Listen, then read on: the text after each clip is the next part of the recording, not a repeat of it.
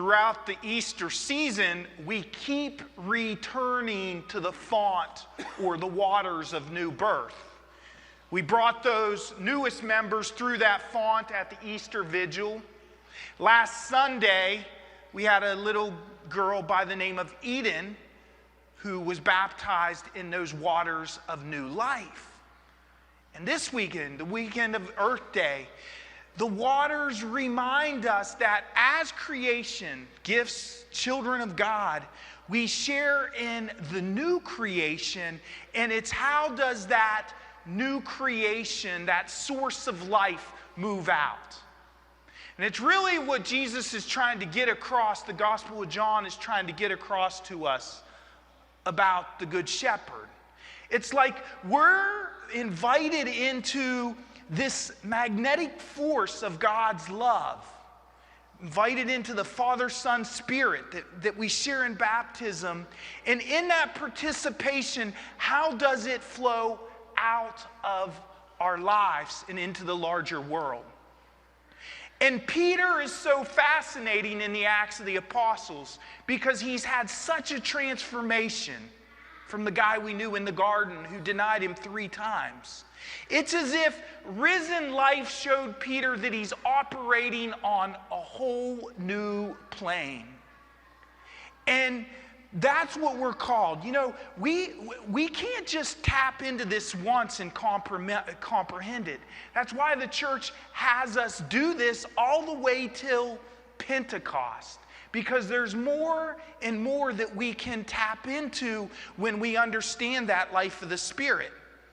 One of the early church teachers, one of the first philosophers, Justin Martyr, says this: God so far surpasses our powers of description, no one can really give a name to him. Anyone who does must be out of their mind. It's bigger than we can imagine.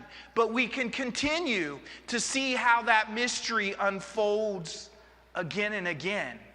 And really, it does flow out. That's why Peter is able to heal that man. It is the prophetic spirit of Jesus that flows out into the larger world and in the larger forces. And he has a new trust. But how does he operate on that new plane? In this homily or speech that Peter gives, he talks about Christ as the cornerstone. And you may know if a cornerstone of a building, if that goes, the whole building collapses. But it's reliable for him. But I have a friend who is a retired military chaplain who gave me an image I even like better. He said, you know, if there's a helicopter, there's this little nut on it that's called the Jesus nut. And if that nut goes off, you're going to Jesus. It's that important. But his friends, you know, these soldiers that he had worked with, gave him a gift of a cross, and in the middle of the cross is that Jesus nut. And I think that's the new plane that Peter realized he had. Yes, there's going to be struggles. Yes, there's going to be difficulties. Yes, the followers of Jesus will take hits.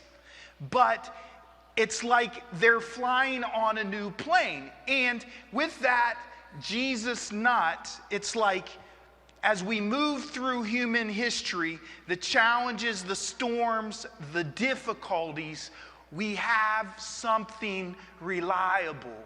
And they relied on that presence in one another, in the Lord, and it moved out. It didn't stay just there. And that's why we hear in the gospel, sheep that don't even belong. It's how that love is inclusive, not exclusive. The other image from the Jesus nut is the story of the Good Shepherd. And if you know anything about the shepherd had a close proximity to the sheep. In a sense, smelled like the sheep. And wanted to smell like the sheep because if the wolves came, they wanted him to come for the shepherd. to protect the sheep. So when the shepherd, where the sheep slept, at the fence, the shepherd would stay so that when the wolves came, they would attack him and the shepherd would protect the sheep.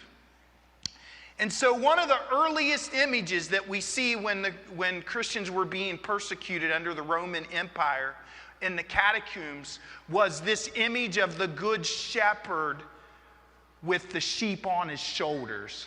Sort of Jesus Jesus on the shoulders, reliable. But it wasn't just a symbol of leadership. It was supposed to be a symbol of the followers of Jesus and how we take care of each other, how we protect each other, how in a real sense we have each other's back as we walk through and journey through life. That's the story of the Good Shepherd. And people get it instinctively. You know, it's like last weekend when we baptized Eden in that font and asked the parents, what do you ask of the church? What do you want this community to be? And they said, I want this to be in a world that can be challenging, a place of home, a place of beginnings, a place where she can grow in that life of God. And we have the responsibility to cultivate that. And when attitudes of wolves enter into the community, that can be division or ego or less than loving behavior, it's all of our responsibility to call that out so that we can create those places of new life and new pasture, because the love of God is to flow out of here, not meanness. And so the image of Jesus, the Good Shepherd. And you know, this is a mystery that unfolds and continues to unfold. We can't just do it once. It's why it's almost a joke, a sense of humor, when we baptize a child and you ask the parents, do you clearly understand what you're undertaking? I haven't seen them as teenagers yet. It's something that we grow into and continue to journey, and we need to support to learn and grow to carry out that new life of the Spirit. You know, today Father Matt Friday Father Matt celebrated 49 years of priesthood. But when someone came to him from council, I liked what he said. This person was very moved that he said, this is what we do. As a pastor or shepherd, he realized that he ministered out of the collective of the community. And that's what we need to cultivate around here.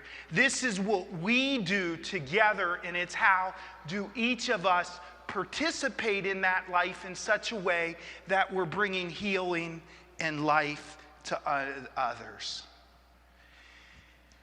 We can't take this all in at once, you know, and the best way that I can think to describe moving through the baptismal waters and the body and blood, the Eucharist, it takes creation and it's new creation and how those move together. It's a real Earth Day theme.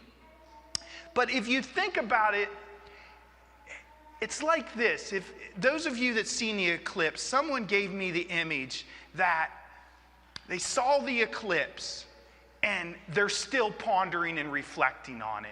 There's more and more and more to unpack. And that's why the church does this to our Easter season. It invites us again back to the font, back to the table. We can't get it all at once. In fact, it takes a lifetime. But we're called to, in a sense, be explorers and kind of dive deeper and deeper into that experience. I like the poet T.S. Eliot, and in his poem, he uses the word old men, but I would change it to us as followers of Jesus. And he says this about us. He says, we ought to be explorers. Here and there does not matter. We must be still and still moving into another intensity for a further union, a deeper communion.